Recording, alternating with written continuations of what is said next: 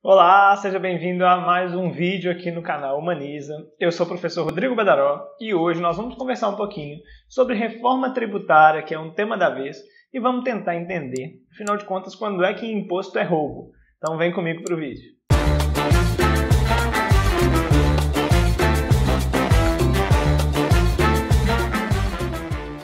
Bom, pessoal, reforma tributária, como o próprio nome diz, envolve a gente entender antes o que é tributo, o que é isso que nós estamos querendo reformar. E tributos são formas que o Estado tem de impor à sociedade cobranças, né? Daí também vem a ideia de imposto. Impostos, taxas, contribuições diversas são formas diferentes de tributações. Bom, e aí a gente precisa entender, imposto é roubo? Imposto é uma coisa ruim necessariamente? Existem diferentes respostas para essa pergunta. Alguns grupos vão dizer que sim, por quase definição, que são os liberais. Os liberais tendem a ver os impostos como algo totalmente negativo, justamente porque eles consideram que tem que haver uma pequena intervenção do Estado na economia, na vida das pessoas, em todos os aspectos.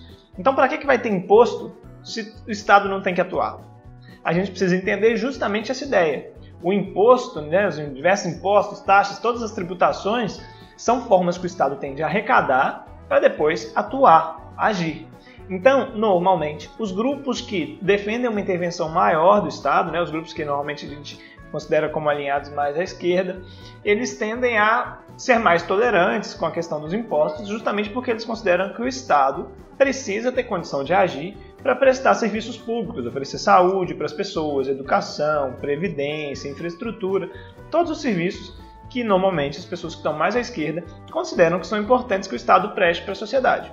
Eu tendo a me aliar bem mais com esses setores à esquerda, mas de forma geral eu acho que a gente pode pensar que os impostos em si não são nem bons nem ruins. A gente tem que pensar em imposto como uma realocação. Eu estou tirando recurso de alguém e estou redistribuindo, realocando esse recurso para outra pessoa, para outro serviço. E aí o que vai definir se essa missão, se essa tarefa é justa ou injusta, se ela é roubo ou se ela não é roubo, é justamente a gente pensar de quem você tira para quem você dá. E numa primeira abordagem, assim, bem básica, bem introdutória, a gente consegue ver duas grandes formas de fazer essa tributação, que são a tributação regressiva e a progressiva. E aí vamos tentar entender um pouquinho mais sobre esses dois termos. A tributação regressiva, ela sugere para a gente que quanto mais você tem, você acaba pagando menos em impostos. E o inverso, né? Quanto menos você tem, mais você acaba pagando impostos. Essa é a tributação regressiva, que de forma geral, a gente não considera ela muito justa. Então eu diria que a tributação regressiva é uma forma de roubo.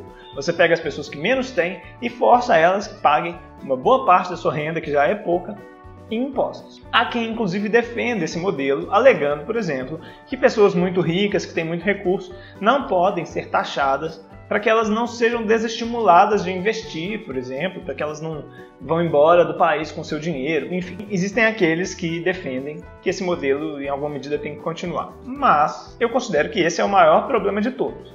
A gente tem uma sociedade em que aqueles que ganham R$1.000 pagam 10% lá, por exemplo, em imposto. E aqueles que ganham R$1 milhão também pagam 10% em imposto. É claro que a quantidade de volume paga por de 1 milhão é maior, né? Porque ele vai pagar 100 mil. Mas esse 100 mil representa muito menos do que os 10% lá daquele que ganha 1.000. Você que tem R$1 milhão, R$100.000 não vai ser algo que vai te impedir de ter uma vida digna, não é? De levar uma vida decente. Em compensação, às vezes a pessoa que ganha R$1.000, aqueles R$100 que ela vai ter que tirar de imposto, já é um problemão. E isso, eu estou dizendo num percentual mais geral, como se fosse numa lógica de um imposto de renda, em que todo mundo vai lá e paga um certo valor determinado percentualmente. Mas o pior ainda do imposto regressivo, e é assim que funciona muito fortemente no Brasil, é quando ele incide sobre consumo. O que isso significa? Significa que se você vai comprar um saco de arroz por R$10, R$1 desse saco de arroz é imposto. Qual que é o problema disso? Não é o imposto em si. O problema é que tanto a pessoa que ganha R$1.000 quanto aquele que ganha 1 milhão vão comprar mais ou menos o mesmo saco de arroz, vão pagar mais ou menos ali R$1 de imposto para cada quilo de arroz. Ou seja, esse imposto incidindo sobre o consumo, ele tende a ter um efeito regressivo, a fazer com que todo mundo pague mais ou menos o mesmo tanto. Então, proporcionalmente, quanto mais rico, menos imposto você vai pagar. Infelizmente, é esse o modelo que impera no Brasil, um sistema muito regressivo. O sistema progressivo seria exatamente o inverso disso. Quanto menos você tem, menos você paga, inclusive proporcionalmente, de impostos. E aí você vai aumentando o percentual de tributação à medida em que as pessoas vão tendo maior condições, maior capacidade de consumo, enfim, maior renda. Então, no Brasil, a gente tem esse cenário, um tanto quanto complicado, porque o sistema tributário é extremamente regressivo, então ele é ruim, né? É um sistema em que os impostos roubam mesmo, daquelas pessoas que menos têm e acabam indiretamente entregando para aquelas que mais têm. Mas o pior ainda, a gente tem no Brasil uma criação, uma fabricação mesmo de um consenso de que no Brasil se paga muito imposto. E esse é um problema, né? Há vários dados falaciosos que vão dizer que o Brasil é o país que mais paga imposto no mundo. Isso é mentira, né? Mas o Brasil tem distorções muito grandes. Então, os setores de classe mais baixa, especialmente a classe média, de fato pagam muito imposto. Então, eles se identificam com esse discurso e muitas vezes reproduzem, compram a ideia de que a solução é diminuir impostos. Quando, na verdade, existe um caminho que parece bem mais razoável de se reorganizar esse sistema, de se fazer uma reforma tributária, de modo que se crie um sistema mais progressivo e que o país não deixe de ter capacidade de ação, de arrecadação e, consequentemente, de investir, de agir, oferecer serviços públicos, educação, saúde, tudo o resto que a gente considera fundamental, mas, ao mesmo tempo, sem sobrecarregar as pessoas que já são as que têm menor capacidade, menor renda, menor poder aquisitivo. Talvez você já tenha ouvido falar isso, mas é sempre bom repetir que o Brasil é um dos poucos lugares no mundo, isso sim, em que você tem um sistema tributário que tributa baixíssimo herança. Então, as pessoas que são milionárias hoje no Brasil, que têm uma riqueza muito grande, boa parte delas vem recebendo isso geração após geração, né? E nós somos um país que foi colônia, um país escravocrata, então a gente, querendo ou não, reproduz, né, essas origens à medida em que a gente vai passando bens, riquezas de geração para geração, sem que se tribute isso de forma justa. Também não tributamos bens muito valiosos, né, como aeronaves, helicópteros, jatinhos, iates, né, motos marítimas, barcos, enfim. Esse tipo de bem não é tributado e a gente sabe que é um tipo de bem que só quem tem são justamente aquelas pessoas que pertencem aos estratos mais altos da sociedade, né, que têm maior poder aquisitivo, enquanto as pessoas que têm lá o seu carro usado, né, o seu carrinho lá popular, pagam rigorosamente seu IPVA, seus impostos.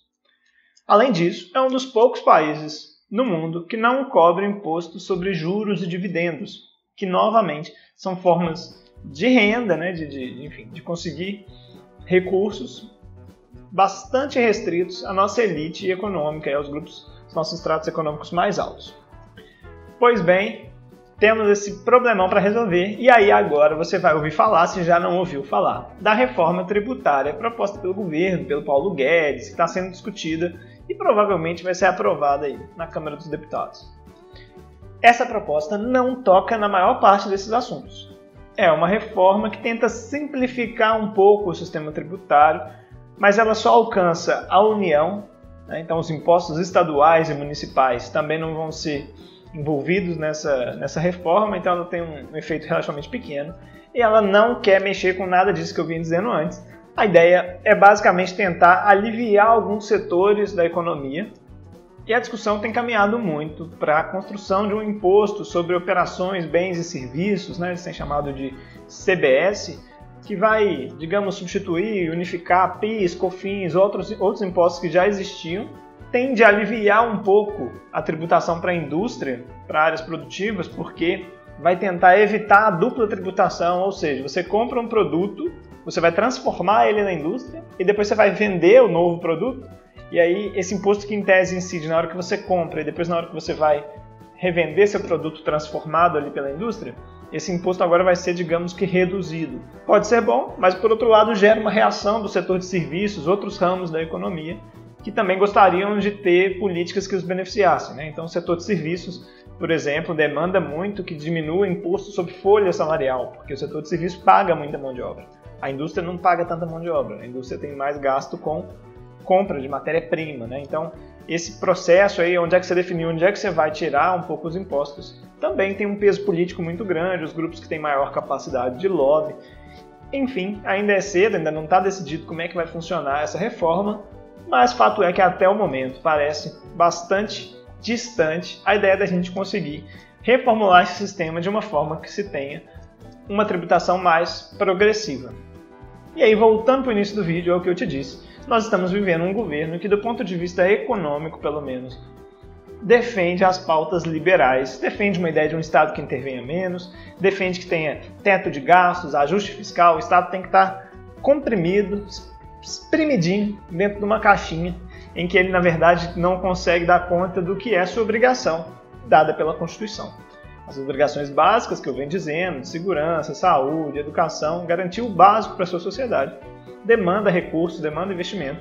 A proposta liberal tende a sacrificar essas ações do Estado, porque ela quer justamente espremer o Estado dentro de uma proposta de ajuste fiscal de um Estado que esteja encaixadinho dentro desses parâmetros por eles mesmos estabelecidos. Enfim, é isso. Eu quero saber a sua opinião. Você acha que o Estado tem que ser apertado? Você é a favor de uma reforma que diminua os impostos para todo mundo e que diminua a capacidade do Estado de investir, de agir?